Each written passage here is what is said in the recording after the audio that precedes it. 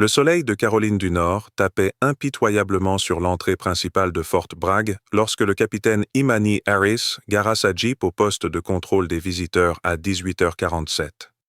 Elle n'avait dormi que 3 heures au cours des 72 dernières heures, son corps encore alimenté par l'adrénaline issue d'une opération secrète qui avait entraîné son équipe en territoire hostile. La mission avait été un succès, 3 cibles de grande valeur neutralisées, aucune victime, mais l'épuisement la rattrapait enfin. Elle portait son uniforme de kinésithérapie habituel, un short noir de l'armée, un t-shirt gris anti-humidité dont l'insigne d'unité avait été retiré pour des raisons de sécurité, et des chaussures de course qui avaient fait leurs preuves.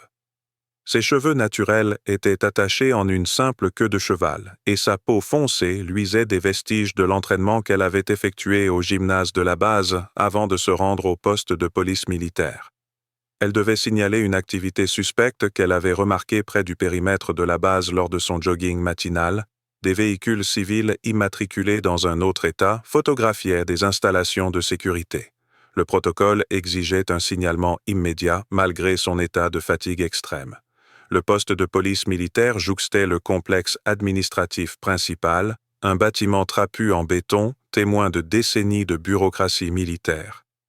Imani rassembla sa carte d'identité militaire, son portefeuille en cuir usé contenant ses accréditations Delta Force et les notes détaillées qu'elle avait prises sur les véhicules suspects. Elle verrouilla sa Jeep et se dirigea vers l'entrée du poste, ses gestes affichant toujours l'efficacité précise d'une personne entraînée à opérer dans les environnements les plus dangereux du monde. Si vous pensez que chacun mérite le respect, quelle que soit sa tenue, abonnez-vous. Ce qui suit vous montrera que les préjugés fondés sur l'apparence peuvent avoir des conséquences désastreuses. Cet article va révéler à quel point les préjugés peuvent être mortels, même là où l'honneur et la discipline devraient imprimer. Dès qu'Imani franchit les portes vitrées du bureau de la police militaire, elle sentit l'atmosphère changer. Le silence régnait dans la réception, à l'exception du bourdonnement des néons et du murmure d'une radio quelque part dans les bureaux. 3 policiers étaient assis derrière une cloison en verre blindé. Le spécialiste Austin Reed à l'accueil, le caporal Brett Anderson adossé à un classeur et le sergent Kenneth Blackwood assis à un bureau debout, examinant des documents.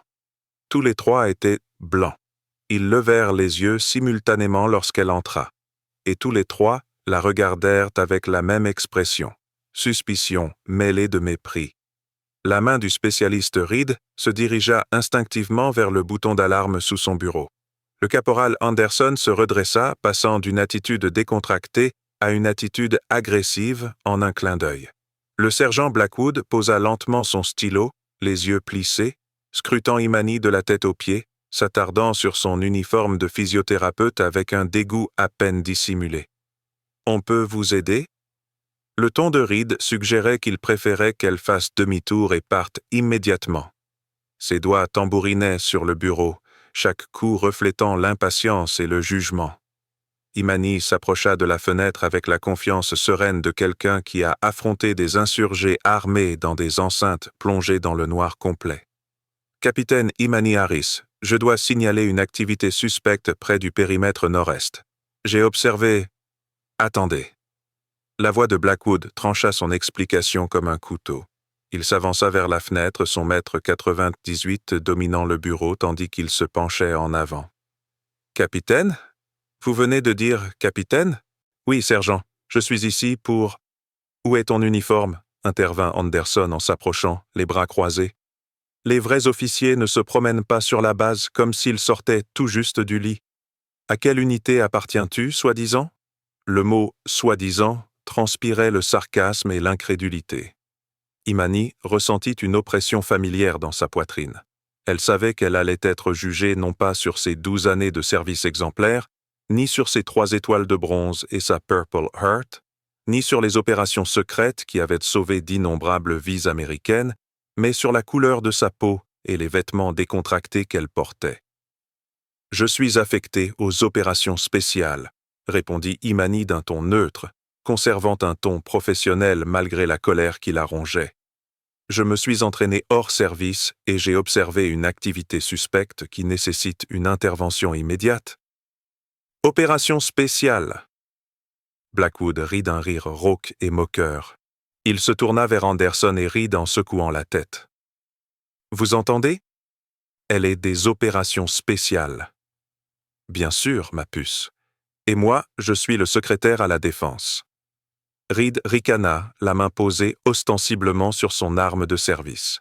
« Madame, il me faut une pièce d'identité. Une vraie pièce d'identité.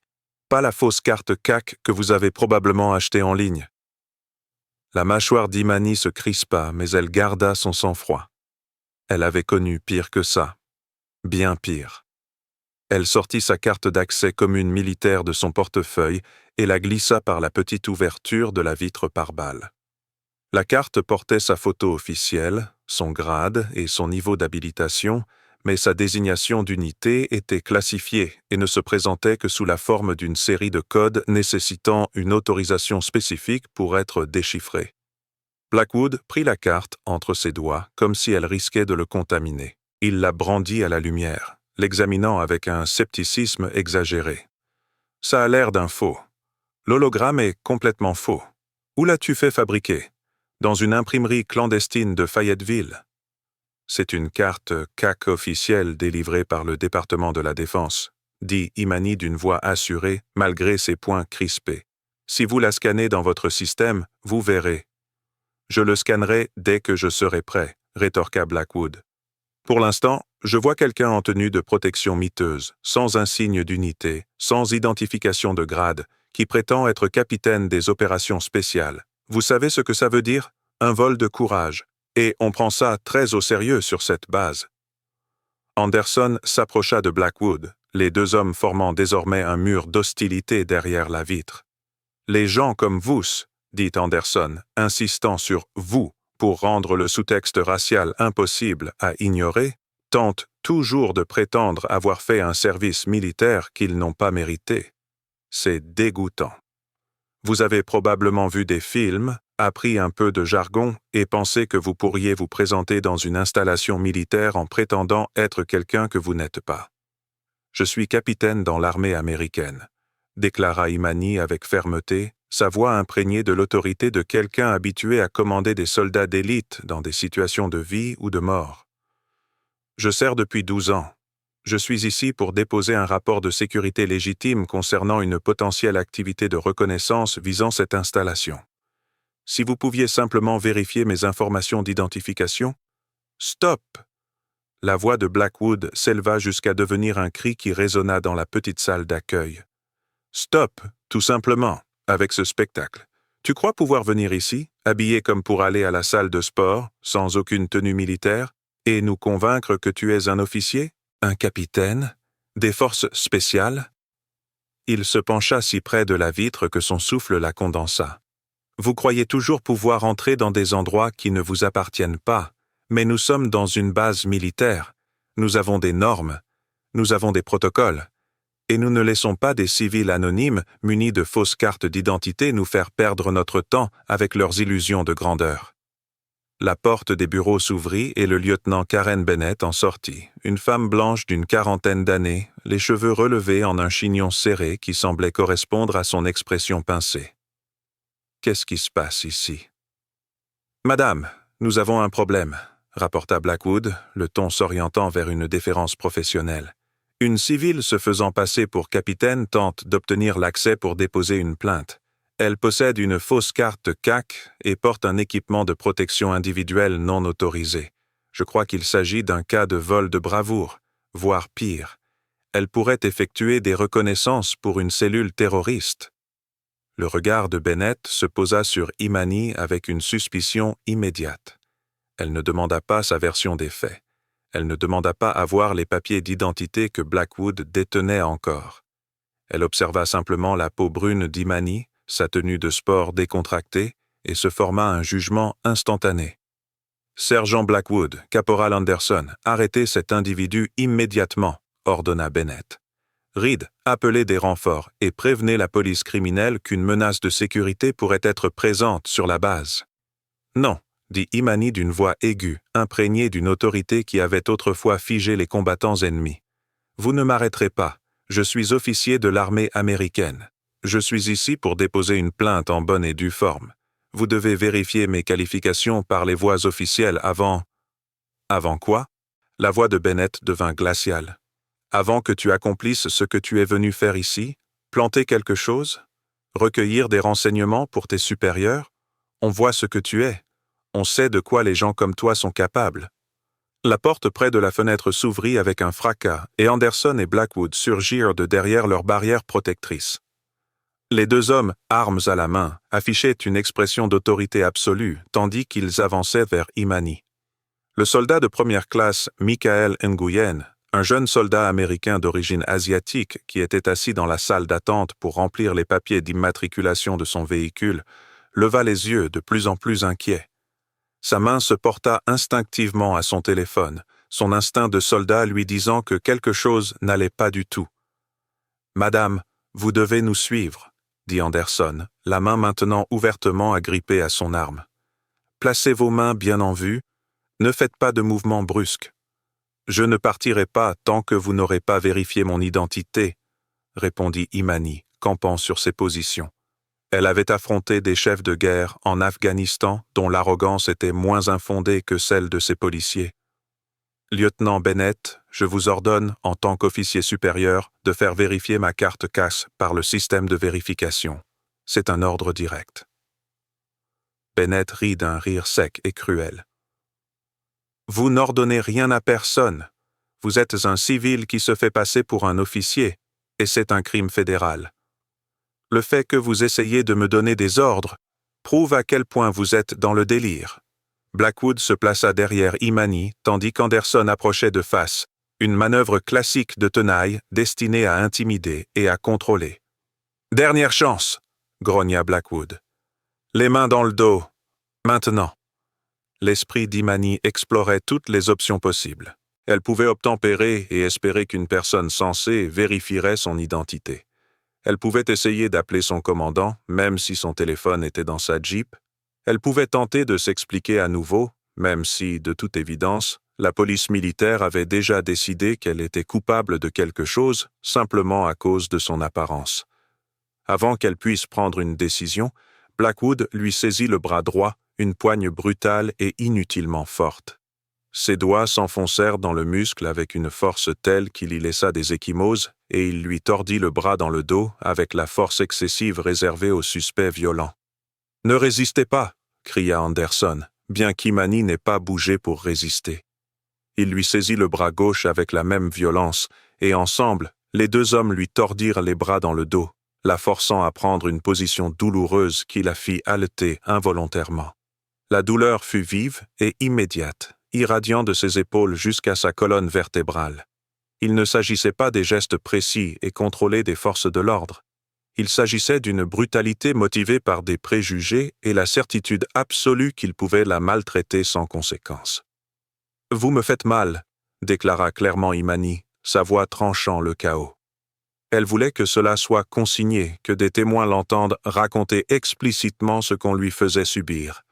Vous employez une force excessive contre un officier qui a présenté une pièce d'identité et n'a commis aucun crime. « Tais-toi », gronda Blackwood directement dans son oreille, son souffle brûlant contre sa peau. « Tu n'as pas le droit de parler. Tu n'as pas le droit de revendiquer des droits que tu n'as pas. Des gens comme toi viennent tout le temps sur les bases militaires, essayant d'arnaquer le système, d'accéder à des endroits qui ne te conviennent pas, mais tu as choisi la mauvaise base et les mauvais policiers militaires. » Des menottes métalliques apparurent dans les mains d'Anderson, lourdes, froides, et portant le poids d'un pouvoir institutionnel instrumentalisé contre l'innocence. Il les enfila au poignet d'Imani avec une force excessive, les serrant si fort qu'elles coupèrent instantanément la circulation sanguine. Le métal mordit sa peau, ses bords étant suffisamment tranchants pour faire saigner en cas de mauvais mouvement. Imani avait déjà été menotté lors d'entraînements SERE, de simulations de capture, d'exercices destinés à préparer les soldats des opérations spéciales au pire scénario. Mais là, c'était différent. C'étaient ses propres policiers militaires, son armée, qui la traitait comme une combattante ennemie sur le sol américain, sur sa propre base, alors qu'elle tentait d'accomplir son devoir. Le téléphone du soldat Nguyen était sorti, enregistrant tout. Son visage exprimait l'horreur et l'incrédulité, mais il continuait à filmer, documentant chaque seconde de l'injustice qui se déroulait sous ses yeux. « Éteignez ce téléphone !» aboya Bennett à Nguyen. « C'est une intervention des forces de l'ordre. L'enregistrement est interdit. »« Madame, sauf votre respect, j'ai le droit d'enregistrer, » répondit Nguyen, la voix légèrement tremblante mais déterminée. « Et je pense que quelqu'un doit documenter ce qui se passe ici. » Le visage de Bennett rougit, mais elle n'eut pas le temps de s'occuper de Nguyen, car Blackwood poussait Imani vers la porte, la poussant en avant avec une telle force qu'elle faillit perdre l'équilibre.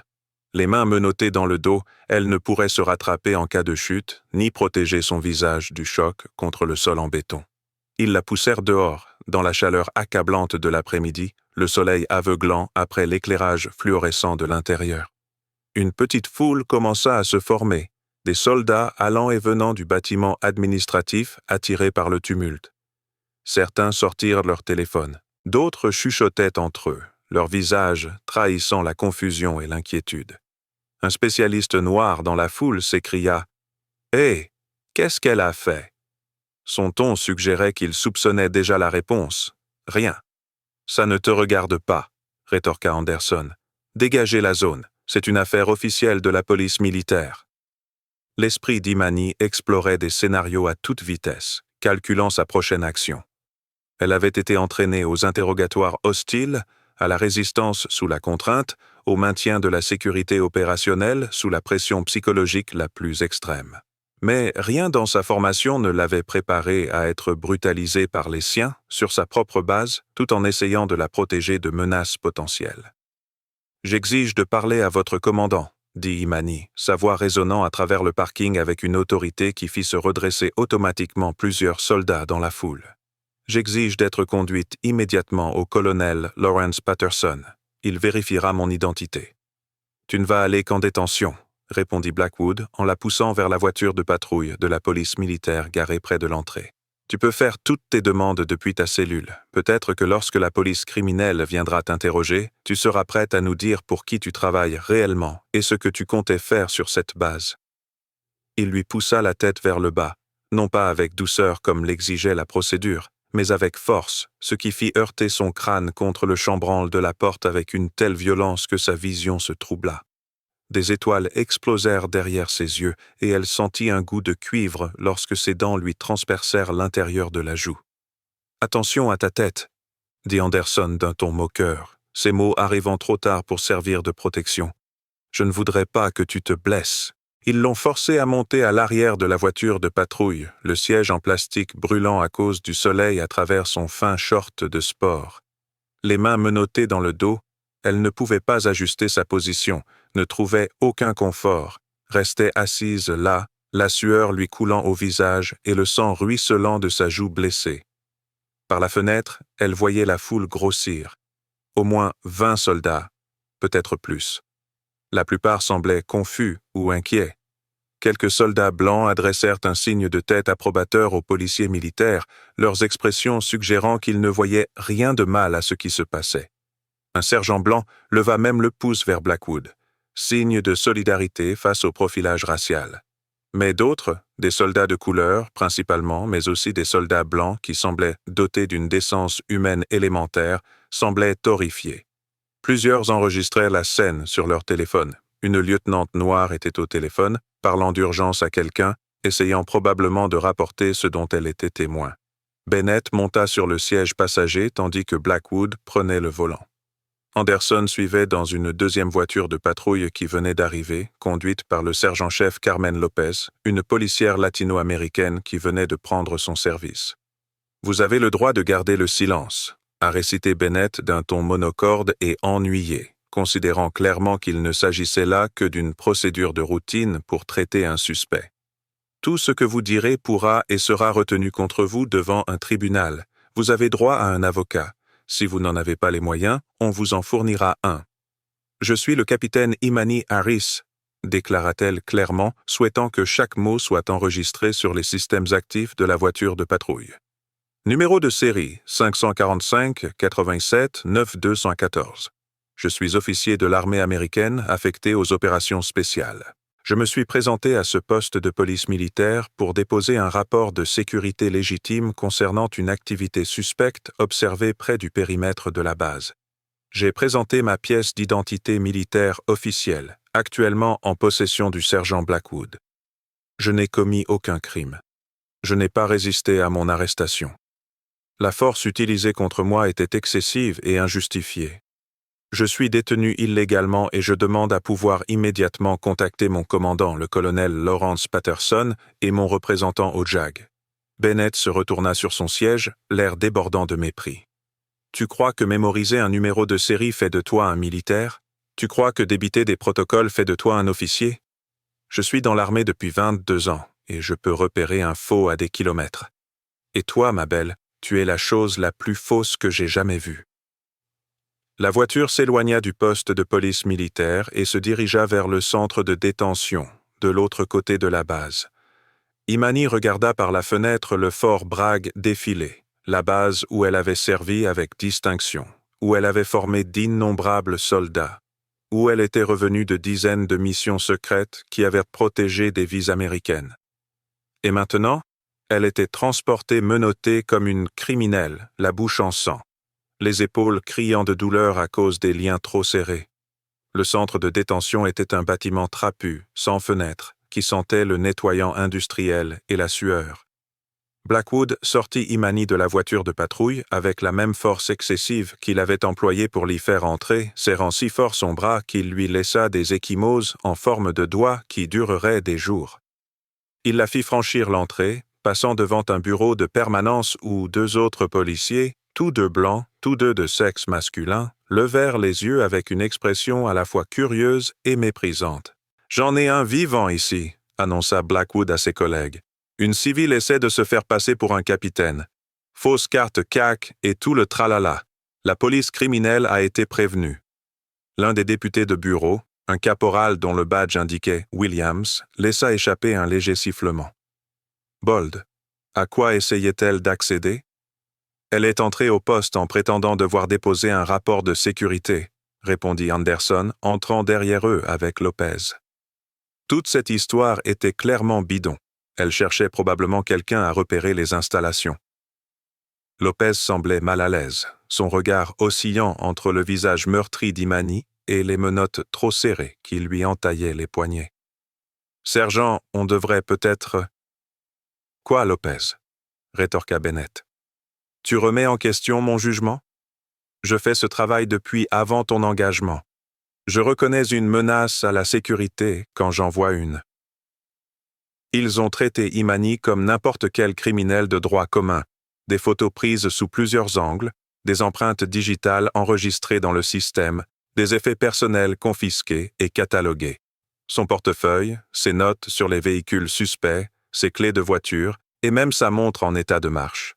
Tout a disparu dans des enveloppes en papier Kraft, tandis qu'elle se tenait là, menottée, du sang coulant encore de sa joue blessée, les épaules lancinantes sous l'effort. « Cellule 3 » ordonna Bennett. « Tenez-la à l'écart du reste de la population carcérale, jusqu'à l'arrivée de la police judiciaire. » Blackwood saisit de nouveau le bras d'Imani et la traîna dans un étroit couloir bordé de cellules de détention. La plupart étaient vides à cette heure-ci.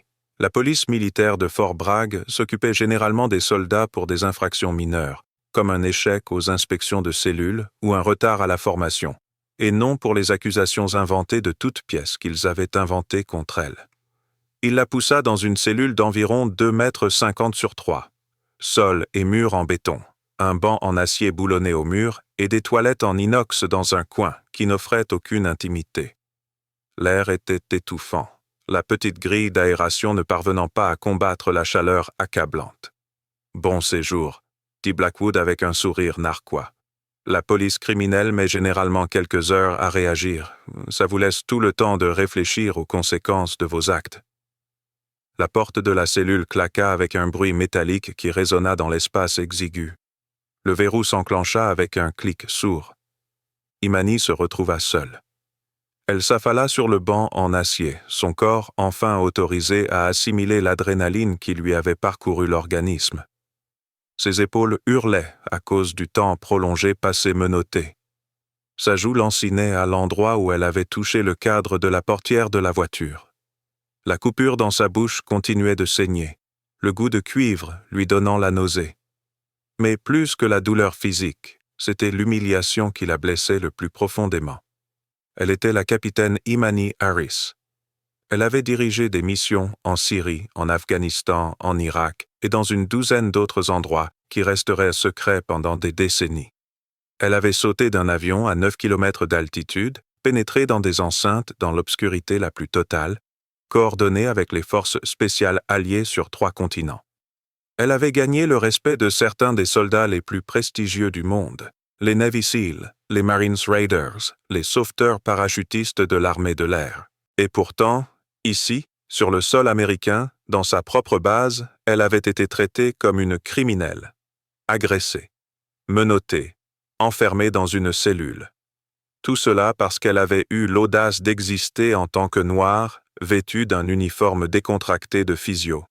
Il y a 12 ans, Imani, une jeune fille de 18 ans de Détroit, avait peur et signait son engagement dans un bureau de recrutement qui lui promettait des opportunités et un but. Sa mère célibataire, cumulait 3 emplois pour subvenir à ses besoins. Son père avait été assassiné quand elle avait 6 ans, un autre homme noir mort dans un système qui accordait plus de valeur à certaines vies qu'à d'autres. L'armée avait été son échappatoire, sa chance de devenir quelqu'un de plus. Elle avait débuté comme médecin de combat dans une unité d'infanterie en Afghanistan. Son premier déploiement avait été un baptême du feu, soigner des soldats blessés sous le feu ennemi, prendre des décisions de vie ou de mort tandis que les explosions faisaient trembler la terre autour d'elle. Elle avait sauvé 17 vies lors de ce déploiement, obtenant sa première étoile de bronze et une promotion au grade de spécialiste sur le champ de bataille. Son sergent de peloton, un vétéran grisonnant nommé Rodriguez, l'avait prise à part après un échange de tirs particulièrement violent. « Harris, tu es trop intelligent pour rester dans le rang. Tu as le sens du leadership inscrit dans tes traits. Postule pour l'OCS. Deviens officier. L'armée a besoin de gens comme toi pour prendre des décisions. » Et c'est ce qu'elle avait fait. L'école des officiers de Fort Benning avait été exténuante. 16 semaines de défis physiques et mentaux destinés à former des civils à devenir des leaders. Elle avait obtenu son diplôme dans les 5% des meilleurs de sa promotion, obtenu son brevet de sous-lieutenant et était retournée en Afghanistan comme chef de section. Mais Imani avait voulu plus. Elle voulait être à la pointe du combat, là où les missions étaient planifiées dans des salles de briefing confidentielles et exécutées dans l'ombre. Elle avait postulé à la sélection des forces spéciales, sachant que moins d'1% des candidats étaient retenus. L'entraînement l'avait presque brisée. Des mois d'épreuves physiques brutales, de guerres psychologiques, d'exercices qui poussaient les candidats au-delà de leurs limites pour voir qui abandonnerait et qui persévérerait. Elle n'avait pas abandonné. Pas quand les instructeurs lui criaient au visage. Pas quand ils l'obligeaient à porter des sacs à dos de 50 kilos à travers les marais de Géorgie par une chaleur de 100 degrés. Pas quand ils la soumettaient à des scénarios réalistes de prisonnière de guerre qui la faisaient douter de sa propre santé mentale. Et certainement pas quand certains de ses camarades, des hommes blancs qui ne supportaient pas l'idée qu'une femme noire les surpasse, tentaient de saboter sa formation. Elle avait obtenu son diplôme de l'école des Rangers, puis du cours de qualification des forces spéciales. Après 3 ans de pratique au sein des unités des Bérets verts, elle avait été sélectionnée pour la Delta Force, l'unité antiterroriste d'élite de l'armée, si secrète que sa désignation officielle était simplement premier détachement opérationnel des forces spéciales Delta. L'entraînement pour Delta faisait ressembler tout ce qui l'avait précédé à un camp d'été. Combat rapproché.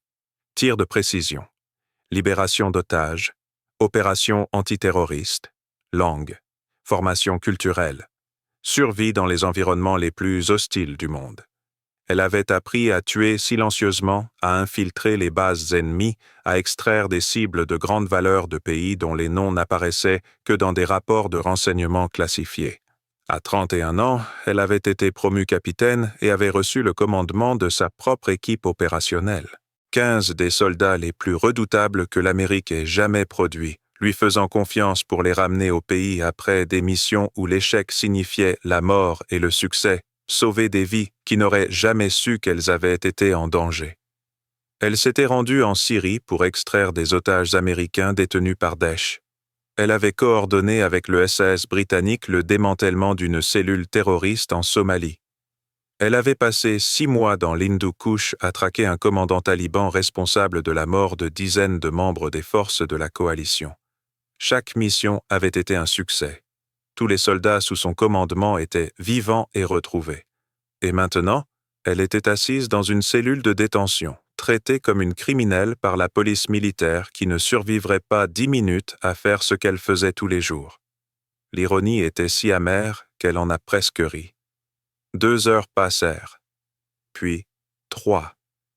La chaleur dans la cellule devint insupportable, la sueur trempant son uniforme de physiothérapeute. Personne ne lui apporta d'eau. Personne ne s'assura de son bien-être. Elle fut simplement abandonnée là, comme un chargement oublié, tandis que la police militaire attendait vraisemblablement l'arrivée de la police criminelle pour commencer son enquête sur le faux capitaine qui avait osé pénétrer dans leur poste. Mais ce que Blackwood et Bennett ne savaient pas, ce qu'ils ne pouvaient pas savoir, car ils étaient trop aveuglés par leurs préjugés pour suivre la procédure de base, c'est que le commandant d'Imani s'attendait à ce qu'elle arrive à son bureau à 19 heures précises pour un briefing sur la récente opération de son équipe. Le colonel Lawrence Patterson n'était pas homme à tolérer les retards. Il ne tolérait pas non plus les défaillances dans la chaîne de commandement.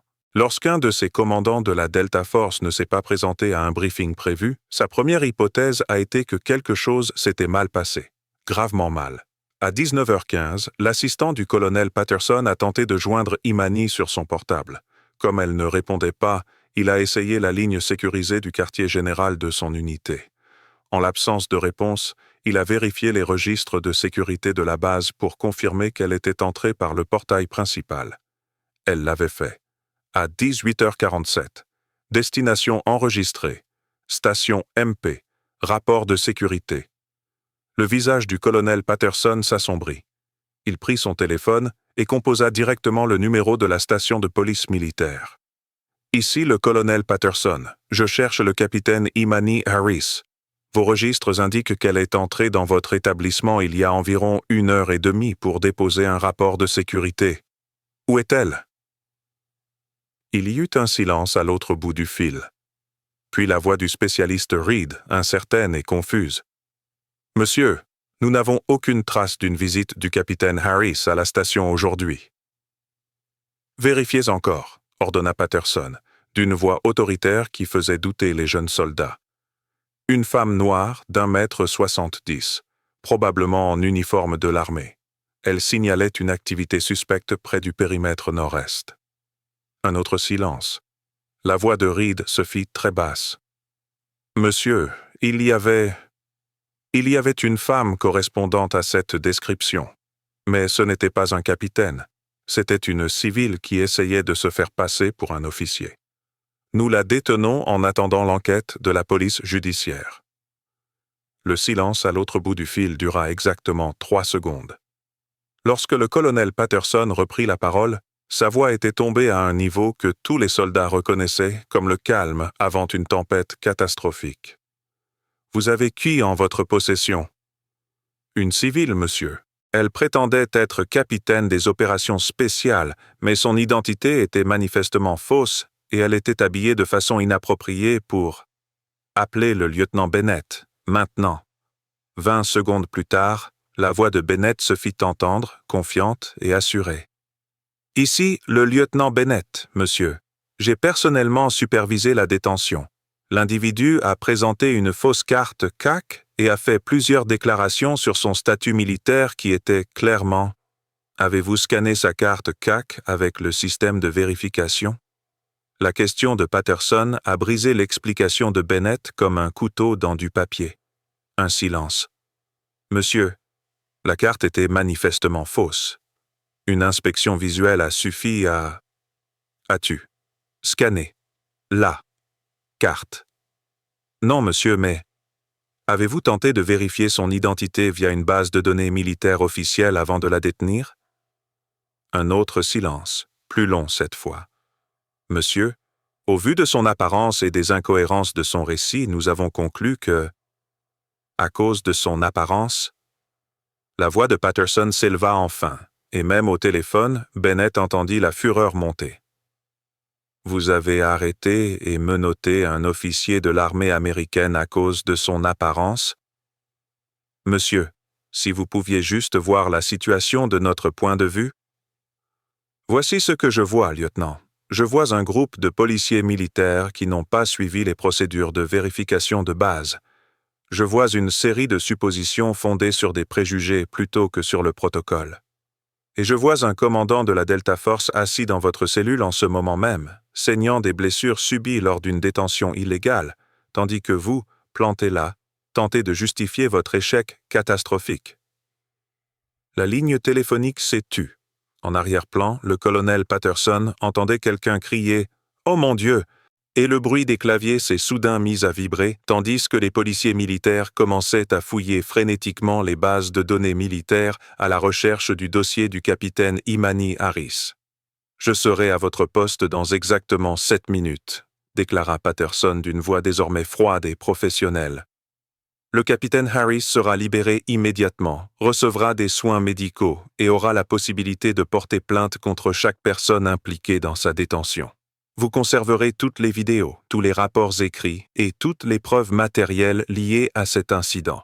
Et vous prierez, lieutenant Bennett, pour que le capitaine Harris soit d'humeur indulgente.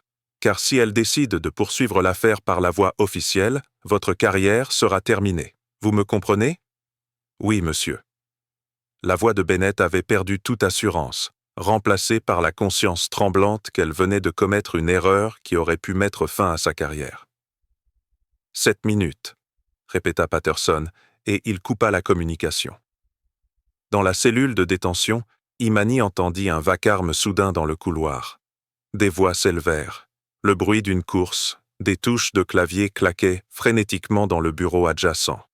Et puis, coupant court à tout le reste, la voix de Blackwood. « Oh merde, oh merde, oh merde. » Quoi? La voix d'Anderson, confuse. Elle est réelle. Elle est vraie. Capitaine Imani Harris, Delta Force, 12 ans de service. 3 étoiles de bronze, Purple Heart. Commandant actuel, colonel Lawrence Patterson. Un moment de silence absolu. Puis Anderson.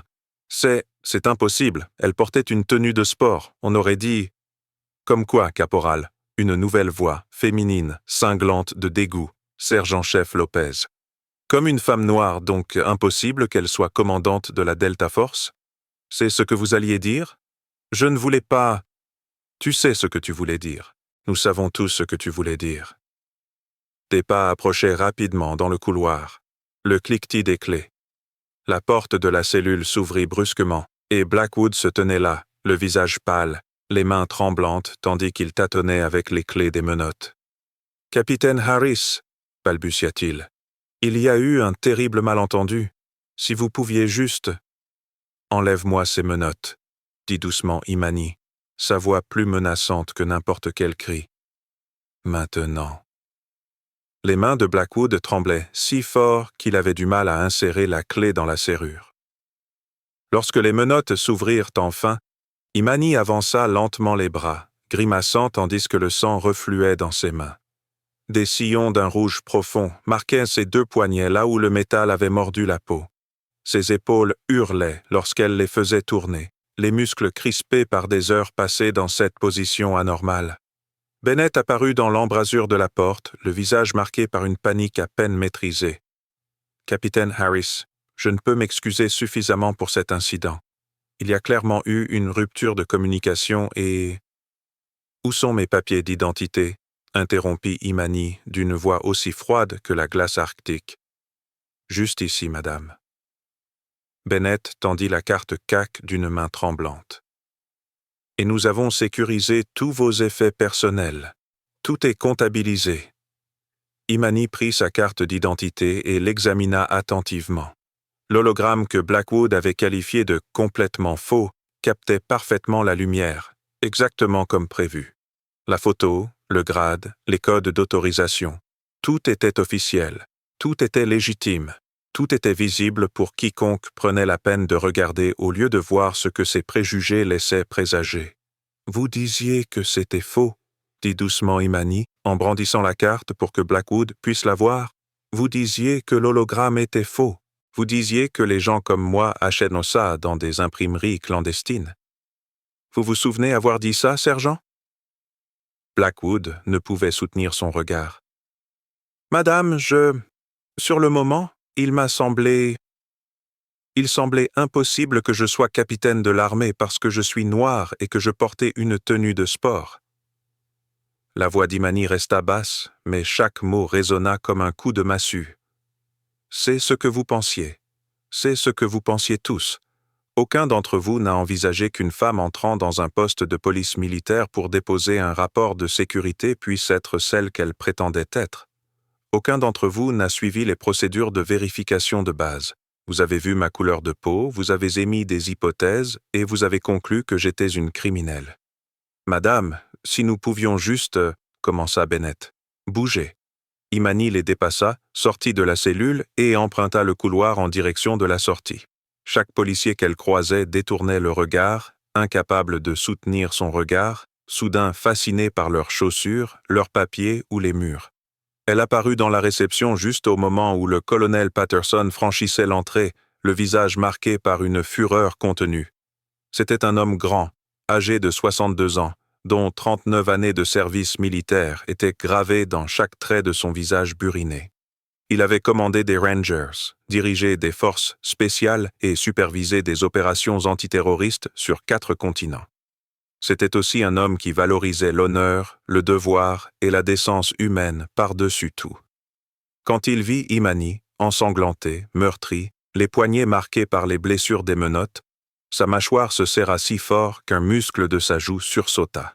« Capitaine Harris, dit-il d'une voix rauque, êtes-vous blessé? Avez-vous besoin de soins médicaux? »« Je vais bien, monsieur, » répondit Imani, même si ce n'était pas le cas.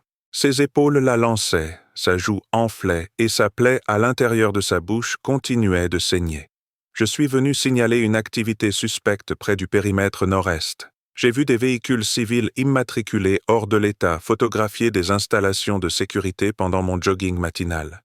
J'ai des notes détaillées, des photos et des numéros de plaques d'immatriculation. » Le regard de Patterson se porta sur Bennett, Blackwood et Anderson, qui avaient suivi Imani à la réception. Vous avez donc tenté de déposer un rapport de sécurité légitime, et au lieu de cela, vous avez été arrêté, menotté, blessé et enfermé dans une cellule pendant plus de 3 heures. Oui, monsieur. Et à un moment quelconque de cette détention, l'un de ces députés a-t-il tenté de vérifier votre identité par le biais des canaux officiels? Non, monsieur. Le sergent Blackwood a déclaré ma carte CAC fausse après inspection visuelle. Le lieutenant Bennett a ordonné ma détention sans scanner la carte ni consulter les bases de données. Patterson se tourna vers la police militaire et son expression aurait pu figer l'enfer. Est-ce exact, lieutenant Bennett? La voix de Bennett tremblait. Monsieur, compte tenu de l'ensemble des circonstances, nous avons pris la décision suivante. Une décision de justice. La voix de Patterson était pleine de mépris. Vous avez pris la décision d'arrêter un commandant de la Delta Force sans suivre les procédures de vérification de base. Vous avez pris la décision d'utiliser une force excessive contre un officier qui présentait une pièce d'identité valide. Vous avez pris la décision d'ignorer tous les protocoles mis en place pour prévenir ce genre de dysfonctionnement catastrophique. Il fit un pas en avant et les 3 policiers militaires reculèrent instinctivement. Voici ma décision. Vous êtes tous les 3 suspendus dans l'attente d'une enquête de la division des enquêtes criminelles. Vous rendrez vos armes et vos insignes. Vous ne vous parlerez plus de cette affaire. Vous ne détruirez, ne modifierez, ni ne dissimulerez aucune preuve relative à cet incident. Et vous prierez pour que le capitaine Harris ne porte pas plainte, ce qui vous mènerait en prison fédérale pour violation des droits civiques d'un officier.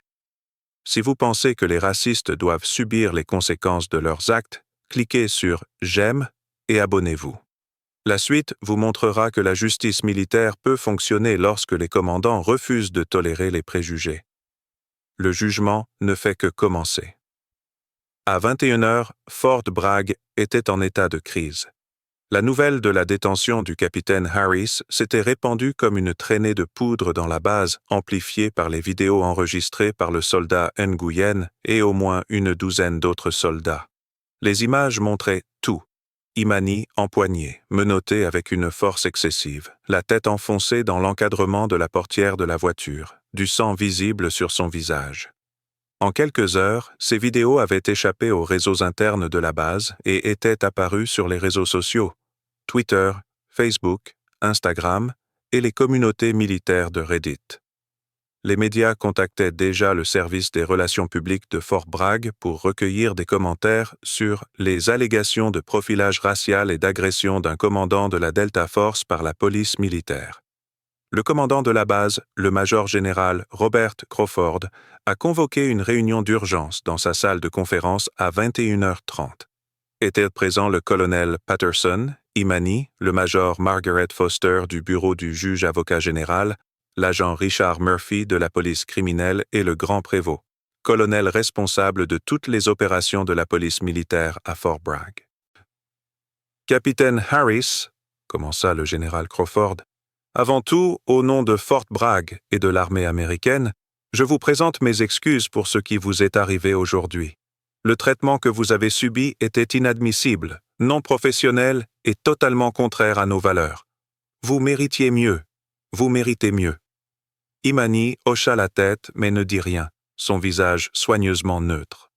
Des années d'expérience en environnement hostile lui avaient appris à ne rien révéler avant d'avoir pleinement compris la situation. J'ai demandé au major Foster et à l'agent Murphy de nous informer de l'enquête, a poursuivi Crawford. Je tiens à vous dire que nous prenons cette affaire très au sérieux. L'agent Murphy ouvrit un épais dossier contenant déjà une documentation importante. Capitaine Harris, j'ai visionné les images de sécurité du poste de police militaire, la vidéo de la voiture de patrouille et les caméras du centre de détention. J'ai également recueilli les déclarations de témoins, dont le soldat Nguyen, le sergent-chef Lopez et plusieurs soldats présents à l'extérieur du poste. J'ai examiné votre carte CAC, dont l'authenticité est incontestable, et j'ai extrait l'intégralité de votre dossier de service. Il marqua une pause, l'air sombre. Ce qui vous est arrivé aujourd'hui n'était pas un incident isolé. Au cours des 18 derniers mois, l'unité de la police militaire de Fort Bragg a reçu 17 plaintes pour profilage racial, usage excessif de la force ou traitement discriminatoire. 14 de ces plaintes concernaient le sergent Blackwood, 8 le lieutenant Bennett. Les 17 plaintes ont toutes été rejetées par le précédent prévôt, jugées sans fondement. Le silence retomba dans la salle. 17 plaintes, rejetées. Le constat était accablant. Le major Foster a pris la relève. En vertu du Code de justice militaire, nous sommes fondés à inculper le sergent Blackwood, le caporal Anderson, le spécialiste Reed et le lieutenant Bennett de multiples infractions. Article 92, non-respect des ordres et règlements légaux. Article 93, cruauté et mauvais traitement. Article 128, voies de fait. Nous collaborons également avec le ministère de la Justice concernant d'éventuelles violations des droits civiques fédéraux. Quelles sont les charges recommandées ? Demanda le général Crawford. Pour le sergent Blackwood et le lieutenant Bennett, nous recommandons une cour martiale pour tous les chefs d'accusation. Ils étaient les officiers supérieurs présents, ils ont pris les décisions de commandement et ont participé physiquement à l'agression. Pour Anderson et Reed, nous recommandons une sanction non judiciaire et une radiation administrative. Ils ont obéi aux ordres, mais ils auraient dû être plus avisés. Crawford se tourna vers Imani. « Capitaine Harris, c'est votre décision finale. Vous êtes la victime. Vous avez parfaitement le droit de porter plainte, que ce soit au maximum ou au minimum, ou de refuser toute poursuite, même si je vous déconseille fortement cette dernière option compte tenu des abus avérés. » Imani était restée silencieuse tout au long du briefing, analysant les informations avec la précision analytique qui faisait d'elle une commandante opérationnelle exceptionnelle. Elle prit alors la parole, d'une voix claire et ferme. « Je veux que toutes les personnes impliquées dans ma détention soient traduites en cour martiale. Je veux que toutes les accusations légales soient retenues. Et je veux une enquête approfondie sur chaque plainte déposée contre ces députés au cours des 5 dernières années, avec la réouverture de toutes les affaires indûment classées. » Elle marqua une pause, croisant le regard de chaque personne présente. Ce qui m'est arrivé aujourd'hui n'est pas dû à un sergent incompétent ou à un lieutenant plein de préjugés. Il s'agit d'un système qui a permis le rejet de 17 plaintes. Il s'agit d'une culture qui a permis à ces policiers militaires de croire qu'ils pouvaient agresser un officier commissionné sans conséquence tant que cet officier était noir. Si nous traitons cet incident comme un incident isolé, rien ne changera. Mais si nous nous en servons comme catalyseur pour réformer toute la structure de la police militaire sur cette base, alors peut-être que le prochain soldat noir n'aura pas à subir ce que j'ai vécu. Le général Crawford hocha lentement la tête. D'accord. Monsieur le prévôt, considérez-vous comme prévenu. Je veux un audit complet de chaque opération de la police militaire sur cette base. Chaque plainte, chaque rapport d'usage de la force, chaque détention. Si nous découvrons d'autres abus, les conséquences seront plus lourdes. Oui, monsieur, répondit le prévôt comme s'il avait vieilli de 10 ans au cours des 3 dernières heures. La cour martiale devait se tenir 6 semaines plus tard, ce qui laissait le temps à l'accusation et à la défense de préparer leurs arguments. Les accusations étaient suffisamment graves pour que Blackwood et Bennett encourent tous deux une révocation pour déshonneur et jusqu'à 15 ans de prison militaire. La salle d'audience du complexe judiciaire de Fort Bragg était bondée. Tous les sièges étaient occupés, les soldats se tenaient le long des murs, les représentants des médias s'entassaient dans la section réservée à la presse. Il ne s'agissait pas d'une simple cour martiale, c'était un jugement. Le capitaine Imani Harris était assis au premier rang, vêtu de son uniforme pour la première fois depuis l'incident. Son insigne de la Delta Force était remarquablement absent. Sa désignation d'unité restait confidentielle, mais les rubans sur sa poitrine racontaient une histoire qui se passait de mots. Étoile de bronze avec un signe de la bravoure. Purple Heart. Médaille de l'armée de terre. Médaille du service méritoire. Insigne de fantassin de combat. Patron de Ranger. Patron des forces spéciales. Brevet aéroporté. Le total de 12 années de service à la pointe de la lance. De l'autre côté de l'allée étaient assis le sergent Kenneth Blackwood et le lieutenant Karen Bennett, tous deux vêtus d'uniformes de cérémonie, dépourvus de tout insigne, à l'exception de leur grade. Leurs visages étaient soigneusement impassibles, mais Imani pouvait lire la tension dans la mâchoire de Blackwood, la façon dont les mains de Bennett tremblaient légèrement avant qu'elle ne les serrent.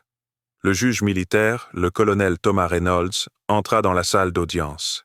« Levez-vous tous !» Tout le monde se tenait debout comme un seul homme, le bruissement des uniformes remplissant l'espace. « Cette cour martiale est en session », a annoncé Reynolds. « Nous sommes ici pour juger les accusations portées contre le sergent Kenneth Blackwood et le lieutenant Karen Bennett, tous deux de la police militaire de Fort Bragg. Les chefs d'accusation incluent des violations des articles 92, 93 et 128 du Code de justice militaire uniforme, manquement au règlement, cruauté et mauvais traitement, et agression. Le major Foster se tenait debout, impeccable et professionnel dans sa tenue de cérémonie. « L'accusation est prête, votre honneur. » L'avocat de la défense, le capitaine James Morrison, s'est également levé. « La défense est prête, votre honneur. » Major Foster, vous pouvez présenter votre déclaration d'ouverture. Foster s'est approché du jury composé de 8 officiers supérieurs, du major au colonel, représentant toutes les armes et soigneusement sélectionnés pour leur expérience et leur intégrité. Elle a établi un contact visuel avec chacun d'eux avant de prendre la parole. Ce que vous allez voir et entendre au cours des prochains jours mettra à l'épreuve votre foi dans le système que nous avons juré de défendre. Vous verrez des images vidéo d'agents de la police militaire agressant un supérieur. Vous entendrez des témoignages sur un profilage racial systématique, permis, encouragé et dissimulé par les dirigeants. Vous serez confronté à la réalité dérangeante. Les préjugés existent même ici, même dans une institution fondée sur les valeurs du devoir, de l'honneur et du respect. Elle marqua une pause, laissant ses paroles reposer. Le capitaine Imani Harris est une vétérane de 12 ans qui a été déployée 7 fois en zone de combat. Elle a dirigé des soldats dans les missions les plus dangereuses de nos forces armées. Elle a sauvé des vies, accompli des objectifs qui restent classifiés à ce jour et gagné le respect des meilleurs combattants de nos forces armées. Le 17 août, elle s'est présentée dans un poste de police militaire pour déposer un rapport de sécurité légitime. Elle a fait preuve de professionnalisme et de courtoisie. Elle a présenté une pièce d'identité valide. La voix de Foster se durcit. Et elle a été agressée, menottée, blessée et emprisonnée pendant plus de 3 heures, non pas parce qu'elle avait commis une faute, mais parce que le sergent Blackwood et le lieutenant Bennett ont examiné sa couleur de peau et ont conclu qu'elle ne pouvait être celle qu'elle prétendait être. Ils n'ont pas vérifié son identité. Ils n'ont pas suivi les procédures. Ils n'ont pas fait leur travail. Au lieu de cela, ils ont brutalisé un supérieur et ont ensuite tenté de justifier leurs actes par les mêmes préjugés racistes qui gangrènent notre société depuis des générations. Elle se tourna pour regarder Blackwood et Bennett droit dans les yeux. L'accusation prouvera au-delà de tout doute raisonnable que ces accusés ont violé leur serment, trahi leurs uniformes et déshonoré tous les soldats qui servent avec intégrité. Nous prouverons que leurs actes n'étaient pas des erreurs, mais des crimes. Et nous demanderons à ce jury de rendre justice non seulement au capitaine Harris, mais à tous les soldats de couleur qui ont été jugés sur leur apparence plutôt que sur leur service. Foster retourna à sa place. Le capitaine Morrison se leva pour défendre sa cause, l'air grave. La défense ne conteste pas les erreurs commises, commença-t-il prudemment. Nous reconnaissons que les procédures appropriées n'ont pas été respectées. Nous reconnaissons que la capitaine Harris aurait dû être traitée avec le respect que mérite son grade et son service. Mais ce que l'accusation qualifie de racisme était en réalité une série de décisions malheureuses prises dans des circonstances stressantes par des policiers militaires qui s'efforçaient de faire leur travail. Plusieurs officiers du comité s'agitèrent, mal à l'aise. Morrison insista. Le sergent Blackwood et le lieutenant Bennett ont servi honorablement pendant 41 ans au total. Ils n'ont fait l'objet d'aucune sanction disciplinaire antérieure. Ils ont reçu des félicitations pour leur service. Le jour en question, ils répondaient à ce qu'ils croyaient être une menace potentielle pour la sécurité. Certes, ils ont commis des erreurs de jugement. Certes, ils auraient dû vérifier les qualifications du capitaine Harris par les voies appropriées. Mais ces erreurs ne constituent pas un comportement criminel méritant une révocation pour honneur et une peine d'emprisonnement. Le ton de Morrison devint plus sérieux. Nous demandons à ce jury de prendre en compte le contexte, les facteurs humains en jeu et le fait que mes clients regrettent profondément ce qui s'est passé. Ils ont exprimé des remords. Ils ont présenté leurs excuses. Et ils ne demandent pas l'absolution, mais la proportionnalité de la peine que ce jury jugera appropriée. « Merci, maître », a déclaré le juge Reynolds. « Major Foster, appelez votre premier témoin. » L'accusation appelle le capitaine Imani Harris. Imani se leva et se dirigea vers la barre des témoins, son allure militaire impeccable, l'air calme. Elle prêta serment et prit place face au jury qui déciderait si justice serait rendue. Foster s'approcha avec une tablette. « Capitaine Harris, veuillez indiquer votre affectation actuelle pour le procès-verbal. » « Je suis affecté au 1er détachement opérationnel des forces spéciales Delta. Je commande une équipe opérationnelle qui mène des missions antiterroristes classifiées. » Un murmure parcourut la salle d'audience. La Delta Force était légendaire, presque mythique, et là, l'un de leurs commandants était assis, témoignant d'avoir été traité comme un criminel sur sa propre base. « Veuillez décrire vos qualifications et votre expérience. » « J'ai servi pendant 12 ans. J'ai obtenu mon diplôme de l'école des Rangers, suivi du cours de qualification des forces spéciales, et j'ai été sélectionné pour la Delta Force il y a 5 ans. J'ai été déployé 7 fois dans des zones de combat, notamment en Afghanistan, en Irak, en Syrie et dans d'autres endroits que je ne peux divulguer. Je commande mon équipe actuelle depuis 3 ans, menant une 40aine de missions durant cette période. Et le 17 août, qu'est-ce qui vous a amené au poste de police militaire? Imani a tout décrit avec précision. Sa course matinale, les véhicules suspects photographiant les installations de sécurité, sa décision de déposer un rapport immédiat conformément au protocole, son arrivée au poste de police toujours vêtu de son équipement de PT après son entraînement. Que s'est-il passé lorsque vous êtes entré dans la gare? L'atmosphère a immédiatement changé. 3 policiers militaires étaient présents, le spécialiste Reed, le caporal Anderson et le sergent Blackwood. Tous trois m'ont regardé avec une suspicion visible avant même que je puisse dire un mot. « Objection », a déclaré Morrison. Le témoin décrit l'état mental des accusés. Soutenu. Capitaine Harris, veuillez décrire des actions observables plutôt que des intentions supposées. Oui, votre honneur. Le spécialiste Reed a porté la main au bouton d'alarme sous son bureau. Le caporal Anderson est passé d'une posture détendue à une attitude agressive. Le sergent Blackwood a posé son travail et m'a regardé d'un air hostile. Lorsque je me suis présenté comme capitaine et que j'ai exposé mon objectif, le sergent Blackwood a ri et m'a dit, je cite, « Capitaine, vous venez de dire « capitaine » ? Fin de citation. Foster a affiché des images vidéo sur les écrans de la salle d'audience, des enregistrements de caméras de sécurité du poste de police. Le jury a vu Imani entrer, s'approcher du bureau et commencer à parler. Le langage corporel des trois députés était indéniable, agressif, dédaigneux, hostile. Que s'est-il passé ensuite? J'ai présenté ma carte d'accès commune militaire. Le sergent Blackwood l'a prise, mais a refusé de la scanner. Il l'a brandie à la lumière et a dit, je cite, « Ça a l'air d'un faux. L'hologramme est complètement faux. Où l'as-tu fait faire? Dans une imprimerie clandestine de Fayetteville ?» Fin de citation. La vidéo montrait exactement ce qu'Imani avait décrit.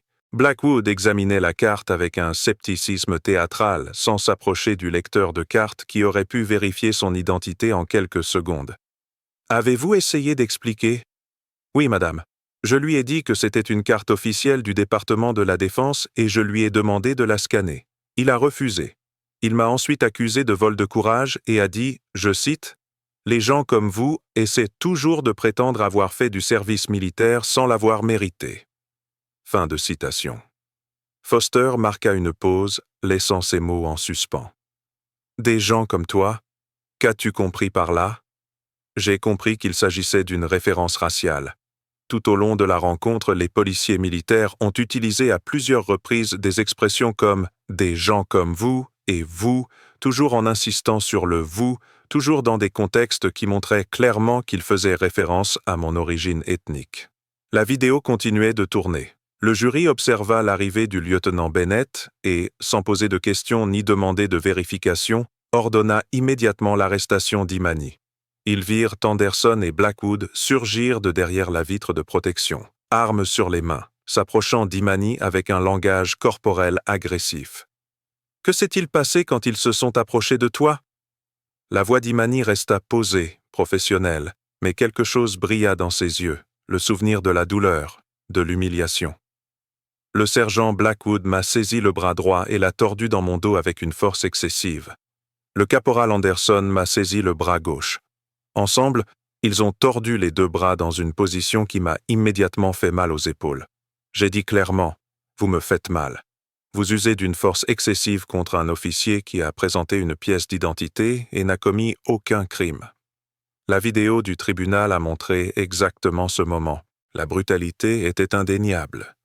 Deux hommes imposants usant d'une force bien plus grande que nécessaire sur une femme qui ne résistait pas, qui se tenait calmement et qui ne représentait aucune menace. Alors que s'est-il passé? Le caporal Anderson m'a serré les menottes si fort qu'elles ont immédiatement coupé la circulation sanguine. Les bords métalliques m'ont entaillé les poignets. Imani a soulevé ses poignets, où de légères cicatrices étaient encore visibles 6 semaines plus tard. Le sergent Blackwood m'a alors poussé vers la sortie avec une force telle que j'ai failli tomber. Les mains attachées dans le dos, je n'ai pas pu me rattraper. Je leur ai dit que j'exigeais de parler à mon commandant. Le sergent Blackwood a réagi en me cognant la tête contre l'encadrement de la portière de la voiture de patrouille, si fort que j'ai eu la joue fendue et l'intérieur de la bouche. Foster a visionné les images de la caméra embarquée de la voiture de patrouille. L'angle de prise de vue montrait clairement Blackwood poussant délibérément la tête d'Imani vers le bas avec une force excessive, son crâne heurtant le cadre métallique de la portière. Même Morrison grimaça en voyant l'image. « Est-ce que tu saignais? » « Oui. » J'ai senti du cuivre dans ma bouche et sur ma joue. J'ai ensuite été placé à l'arrière de la voiture de patrouille et transporté au centre de détention, où j'ai été photographié, mes empreintes digitales relevées et enfermé dans une cellule pendant 3 heures et 17 minutes. Pendant ces 3 heures, quelqu'un a-t-il vérifié votre identité? Non, madame. Jusqu'à ce que le colonel Patterson appelle le poste de police militaire, me cherchant parce que j'avais manqué notre briefing. C'est seulement à ce moment-là qu'ils ont scanné ma carte CAC et découvert que j'étais bien celle que je prétendais être. Foster retourna à sa table et prit un document. Votre honneur, je souhaite verser au dossier le rapport de la division des enquêtes criminelles détaillant 17 plaintes déposées contre l'unité de police militaire de Fort Bragg au cours des 18 derniers mois. 14 de ces plaintes visaient spécifiquement le sergent Blackwood. 8, le lieutenant Bennett. Les plaintes alléguaient du profilage racial, un usage excessif de la force et des traitements discriminatoires. Les 17 plaintes ont toutes été rejetées comme non fondées par le précédent prévôt. Morrison se leva d'un bond. « Objection! Les plaintes antérieures jugées infondées ne sont pas pertinentes pour... » « Ces faits sont tout à fait pertinents, » a rétorqué Foster. « Ils établissent un schéma comportemental. Ils montrent que ce qui est arrivé au capitaine Harris n'était pas un incident isolé, mais plutôt la continuation d'abus systématiques, rendus possibles par des dirigeants qui ont refusé d'enquêter en bonne et due forme. » Le juge Reynolds a réfléchi. « Je l'autorise. Le schéma est pertinent pour établir l'intention et l'état d'esprit. L'objection est rejetée. » Le rapport de la police judiciaire s'afficha sur les écrans. 17 cas, chacun détaillant des incidents remarquablement similaires à ceux vécus par Imani. Des soldats noirs arrêtés pour comportements suspects qui se révélaient être des activités militaires légitimes. Des soldats latinos soumis à des fouilles supplémentaires. Des soldats américains d'origine asiatique interrogés sur leur présence dans les zones où ils étaient autorisés à se trouver. Et dans chaque cas, l'enquêteur, l'ancien prévôt, avait conclu qu'il n'y avait pas suffisamment de preuves d'actes répréhensibles. Foster a cité les témoins les uns après les autres. Le soldat Nguyen a témoigné sur l'enregistrement de l'incident et a décrit le choc qu'il a ressenti en voyant un supérieur se faire brutaliser. Le sergent-chef Lopez a témoigné avoir exprimé à plusieurs reprises ses inquiétudes concernant le comportement de Blackwood avant de s'entendre dire qu'elle était trop susceptible. Le colonel Patterson a décrit son horreur d'apprendre qu'un de ses commandants de la Delta Force avait été emprisonné sans les garanties procédurales les plus élémentaires. Puis sont arrivées les victimes de ces 17 plaintes précédentes. Un capitaine noir avait été interpellé alors qu'il tentait de pénétrer dans son propre immeuble de bureau. Un sergent latino avait subi une fouille de véhicule qui n'avait rien révélé d'illégal, mais qui avait endommagé ses biens personnels. Un lieutenant ASIO américain avait été interrogé agressivement pour savoir si sa carte CAC était vraiment la sienne ou si elle l'avait empruntée. Chaque histoire révélait le même schéma. Des députés voyant des soldats de couleur, faisant des suppositions basées sur la race, puis justifiant leurs actions avec un langage procédural qui ne pouvait pas masquer les préjugés sous-jacents. Après 3 jours de témoignage, Foster a appelé son dernier témoin. Le docteur Michelle Rodriguez, experte en préjugés implicites et en discrimination dans le milieu militaire. Docteur Rodriguez, sur la base de votre examen des preuves dans cette affaire, quelle est votre opinion professionnelle sur les actions des accusés? Les accusés ont démontré un biais implicite évident, des associations inconscientes entre l'origine ethnique et des stéréotypes négatifs qui ont influencé leur perception et leur comportement. Lorsque le capitaine Harris est entré dans le poste de police militaire, les accusés n'ont pas vu d'officier. Ils ont vu une femme noire en tenue de sport décontractée et leur cerveau a automatiquement construit un récit. Elle n'a rien à faire ici. Elle ment probablement. Elle représente une menace. C'est un biais implicite classique traduit en un acte discriminatoire explicite. Ces actions pourraient-elles être expliquées comme de simples erreurs de procédure? Non. Les erreurs de procédure auraient été corrigées dès que le capitaine Harris aurait présenté sa pièce d'identité. Au lieu de cela, les accusés ont rejeté sa carte CAC valide, refusé de la vérifier par les voies officielles et ont eu recours à la violence physique. Il ne s'agissait pas d'erreurs, mais de choix motivés par des préjugés raciaux, conscients ou inconscients. Morrison a procédé à un contre-interrogatoire musclé, mais le témoignage du docteur Rodriguez a tenu bon. Les données scientifiques étaient claires. Le schéma était indéniable.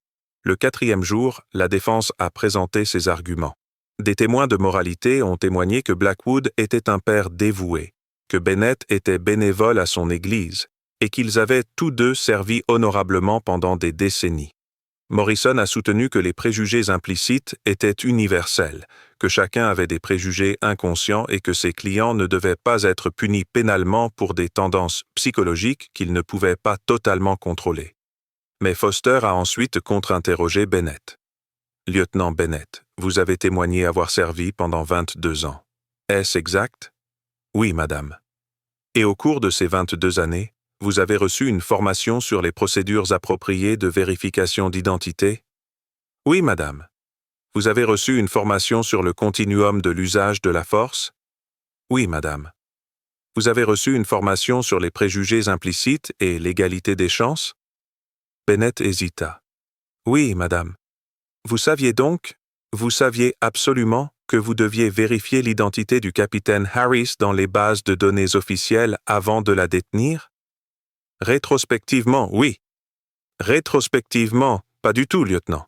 Vous le saviez ce jour-là, à cet instant précis, lorsque vous avez décidé d'ordonner son placement en détention. Vous avez choisi de ne pas suivre la procédure. Pourquoi? Le sang-froid de Bennett se brisa légèrement. J'ai pris une décision en fonction des circonstances. Dans quelles circonstances précisément? Une femme en tenue de combat entrant dans un poste de police militaire pour déposer une plainte? C'est tout à fait normal. Une femme présentant une pièce d'identité militaire? C'est exactement ce qu'on attend d'un soldat. Alors, quelles circonstances vous ont conduit à ordonner son placement en détention sans vérification? Silence. Je vais vous dire quelles circonstances, lieutenant. La circonstance était qu'elle était noire. C'était la seule circonstance qui comptait pour vous à ce moment-là. Et plutôt que de suivre votre formation, vos procédures et votre serment, vous avez choisi les préjugés. N'est-ce pas? Je ne me considère pas comme quelqu'un qui a des préjugés. Mais vos actions étaient partiales. Vos décisions étaient discriminatoires. Et un ancien combattant décoré a été agressé et emprisonné à cause de vos choix. Des choix que vous affirmez regretter aujourd'hui, mais seulement après avoir été arrêté, seulement après la diffusion des vidéos, seulement après avoir compris qu'il y aurait des conséquences. Le contre-interrogatoire de Blackwood par Foster fut encore plus accablant. Elle lui fit écouter l'enregistrement où il disait « des gens comme vous » et lui demanda d'expliquer précisément ce qu'il voulait dire. Elle lui montra le rapport de la police judiciaire contenant 14 plaintes à son nom et lui demanda pourquoi, selon lui, tant de soldats de couleur avaient des problèmes avec sa conduite. Elle lui fit visionner la vidéo où il frappait la tête d'Imani contre l'encadrement de la portière de la voiture et lui demanda si c'était le genre de force qu'il emploierait contre un colonel blanc. Au moment où Foster a terminé sa plaidoirie, la caractérisation des erreurs malheureuses par la défense avait été complètement détruite. Abonnez-vous et cliquez sur « J'aime » si vous croyez en une véritable responsabilité, car ce verdict vous montrera que le racisme en uniforme a des conséquences dévastatrices. Commentez ci-dessous. Auriez-vous fait preuve de la même clémence que le capitaine Harris? La décision de la commission est sur le point de tout changer. Le jury a délibéré pendant 6 heures. À son retour, le silence régnait dans la salle d'audience. Le jury a-t-il rendu son verdict? A demandé le juge Reynolds. Le doyen, un colonel, se leva. « Nous l'avons fait, votre honneur. Dans le cas du sergent Kenneth Blackwood, accusé de non-respect des règlements légaux, quelle est votre conclusion? Coupable, votre honneur. Accusé de cruauté et de mauvais traitement? Coupable, votre honneur. Accusé d'agression? Coupable, votre honneur. Le tour de Bennett a produit les mêmes résultats. Coupable sur tous les chefs d'accusation. Le juge Reynolds s'est adressé aux députés condamnés. Sergent Blackwood, lieutenant Bennett, ce jury vous a reconnu coupable de crimes graves qui touchent au cœur même de la mission militaire. Vous avez trahi votre serment. Vous avez brutalisé un supérieur. Vous avez déshonoré l'uniforme. Il marqua une pause, l'air sévère. Sergent Blackwood, vous êtes condamné à la rétrogradation au grade de simple soldat, à la perte de toute solde et indemnité, à 8 ans de réclusion criminelle et à la révocation pour déshonneur de l'armée américaine. Lieutenant Bennett, vous êtes condamné à la rétrogradation au grade de sous-lieutenant, à la perte de toute solde et indemnité, à 6 ans de réclusion criminelle et à la révocation. Les deux accusés se tenaient immobiles, le visage pâle.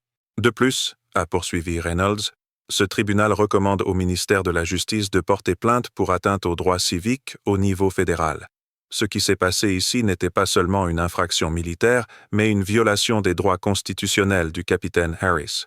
Cette cour martiale examine vos crimes au regard du droit militaire, mais la justice exige plus. 2 mois plus tard, Imani se tenait sur le terrain de parade de Fort Bragg, entouré du colonel Patterson et du général Crawford. Devant eux se tenait une formation de plus de 300 soldats, son unité, ses pairs et une représentation de l'état-major de la base. « Attention aux ordres !» cria l'adjudant. La citation a été lue. Pour son service méritoire exceptionnel et son courage extraordinaire face à l'injustice, le capitaine Imani Harris est promu au grade de major. Son engagement indéfectible envers le devoir, sa grâce dans des circonstances qui auraient brisé des soldats moins méritants, et son dévouement à réformer des systèmes qui l'ont abandonné, elle et d'innombrables autres avant elle, illustrent les plus hautes traditions du service militaire. Patterson épingla les feuilles de chêne dorées sur l'uniforme d'Imani. « Félicitations, Major Harris. » Elle salua sèchement. La formation éclata d'applaudissements.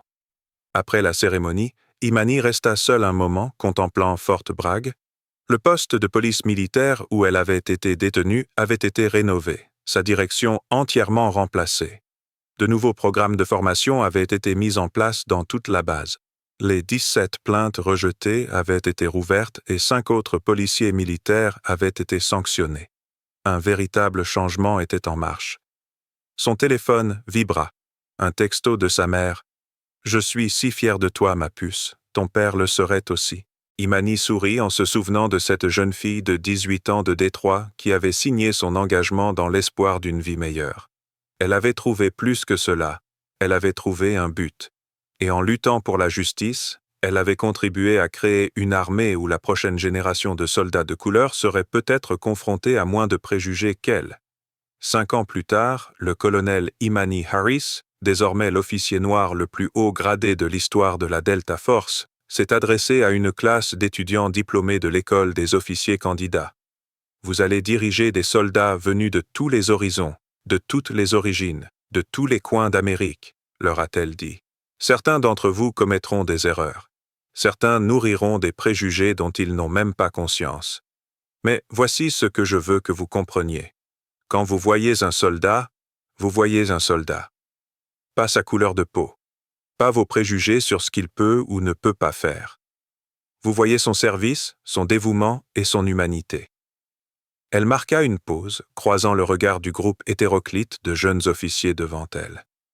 Il y a des années, j'ai été agressé par la police militaire qui a vu ma peau noire avant de voir mon grade ou mon service. Ils en ont payé le prix. Mais surtout, leur échec a été un catalyseur de changement. Ne laissez pas les préjugés définir votre leadership. Ne laissez pas les suppositions guider vos décisions. Voyez les gens tels qu'ils sont, et non tels que vos préjugés vous les imposent. L'auditorium a éclaté en applaudissements. Après son discours, une jeune lieutenante noire s'est approchée d'elle, le visage ruisselant de larmes. « Madame, merci. J'avais besoin d'entendre ça. On m'a tant demandé si j'avais vraiment ma place ici, si j'avais vraiment mérité mon poste. Votre histoire m'a redonné espoir. » Imani serra l'épaule du lieutenant. « Tu as ta place ici. Tu as pleinement mérité ton grade. Et quiconque remet cela en question a tort. Souviens-toi-en. Et quand tu dirigeras des soldats, souviens-toi de ce que tu as ressenti. Fais en sorte que personne sous tes ordres n'ait à se demander s'il a sa place. » Le lieutenant salua et Imani lui rendit son salut. C'était l'héritage qu'elle avait bâti à travers la douleur. Non seulement une justice pour elle-même, mais un fondement pour chaque soldat qui lui succéderait. Quel est votre avis sur cette histoire? Si vous aviez été à la place du major Harris, auriez-vous porté plainte contre vous ou auriez-vous fait preuve de clémence envers les policiers qui vous ont agressé? Partagez votre avis dans les commentaires ci-dessous. Si cette histoire vous a ému, inspiré ou vous a rappelé que la justice est possible même dans des systèmes brisés, Appuyez sur ce bouton d'abonnement pour plus d'histoires vraies de courage, de responsabilité et de rédemption. Appuyez sur le bouton « J'aime » si vous pensez que les actes racistes méritent de graves conséquences. Partagez cette histoire avec quelqu'un qui a besoin de voir que la discrimination entraîne de réelles sanctions. D'où regardez-vous? Dites-nous où vous êtes dans les commentaires. N'oubliez pas, le respect ne se mérite pas en fonction de l'apparence ou des préjugés. Il se mérite par le service et est dû à tous, quelle que soit la couleur de peau. Le major Imani Harris a prouvé que le courage signifie combattre non seulement les ennemis étrangers, mais aussi les préjugés qui existent dans nos propres institutions.